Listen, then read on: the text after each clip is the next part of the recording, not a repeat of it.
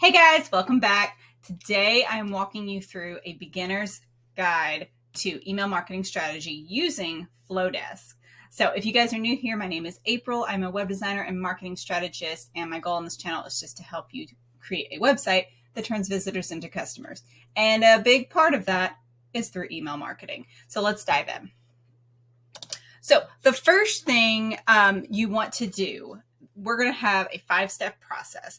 And the first step is to create a lead magnet, because you can't email anyone if you don't have anyone in your list. And the way you grow that list is through a lead magnet. So there's lots of different ways you can do a lead magnet. The first one I'm going to show you is first example with my client, Paducah Olive Oil.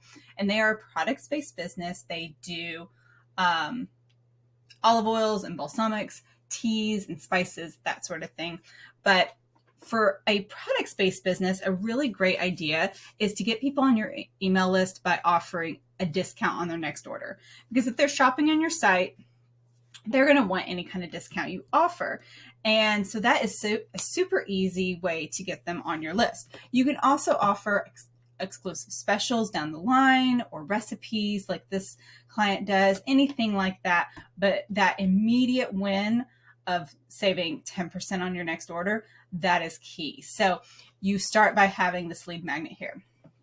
Another great option for a lead magnet, these are my clients' workflows for tax pros, and they do a tax professional course that helps tax pros automate workflows within their practice. So great business, great course-based business. So if you're a course-based business, a good option for a lead magnet is to offer a free Facebook community. This is great because it's like a teaser into their course. And so people can join, kind of get a sense of the type of people and content that they share, because a course is, really about the teaching style. And so they offer a lot of, quick tips and stuff within their Facebook group. And so it's just a really great little teaser. And so that is their work, or their lead magnet. So, and then on my page right now, I have a free website workbook. So that's like a standard PDF. You can also do, hidden pages on your website. So I do that with my fit and pricing guide. That's a hidden page on my website. You can also do like a free video. I just had one of those as a lead magnet. There's just a lot of options out there for different things you could do for your lead magnet. So once you get that lead magnet, someone signs up for it, then you need to then you need to thank them. And this is so key, to have a thank you page. I've started adding this with my clients' websites as well as my own. And the reason it's important is I have a whole video about this, but if you've ever signed up for something and all you get is a quick thank you, or the page refreshes and you're not even sure if the form went through, that is, a super bad first impression. And you want to make that good first impression. You want them to feel like they're taken care of and like they know what to expect. So a thank you page, obviously thank them and have them check their email. Don't give access here. I could very easily have given access here. And the reason you don't want to do that is you want them to open that first email, because that lets their email provider know that, you two are in cahoots. You're talking to one another, that this is an actual email from an actual person that they should open. So, so you don't want them to not open it, and then their email provider maybe thinks, oh, well, this might be spam, we'll send the next one as spam. So you want to make sure they open that first email. But to keep them engaged, you can point out other pages on your site or blog posts.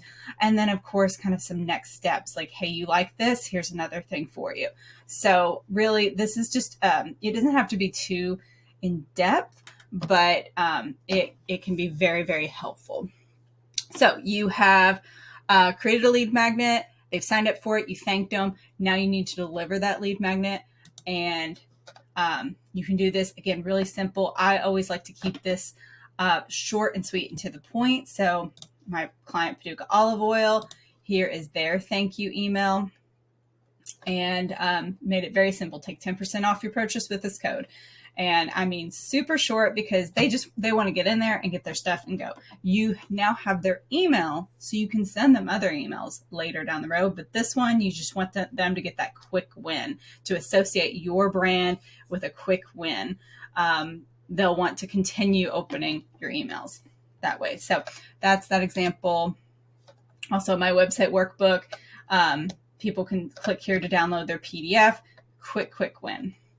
So after you deliver that lead magnet, the next thing you can add, and this is optional, but I think it's a really good strategy, is the sales sequence. So if you've ever gotten a lead magnet and then for the next, 5 days or so, received an email kind of walking you through the business that you just signed up for and what they do and what they offer and that sort of thing, that's a sales sequence, because a sales sequence is great because the lead is warm right then.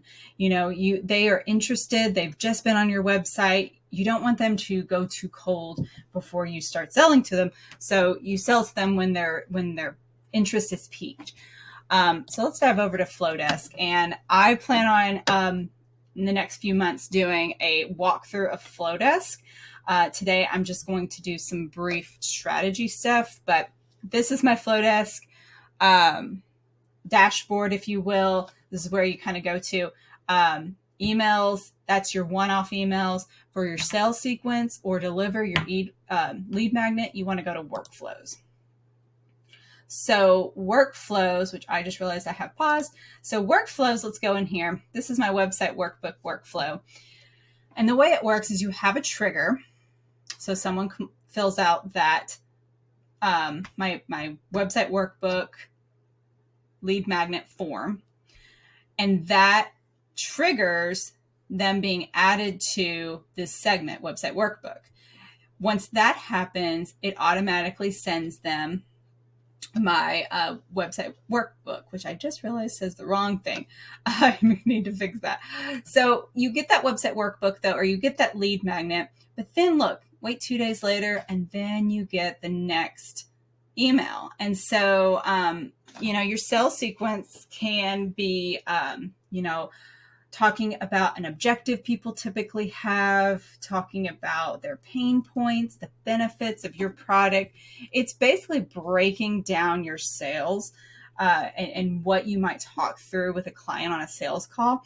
Another great thing is to have client testimonials or case study, that sort of thing. So, so you keep going, and you have wait 1 day, wait 2 days, however many days you want to wait. Maybe even you have it over a month.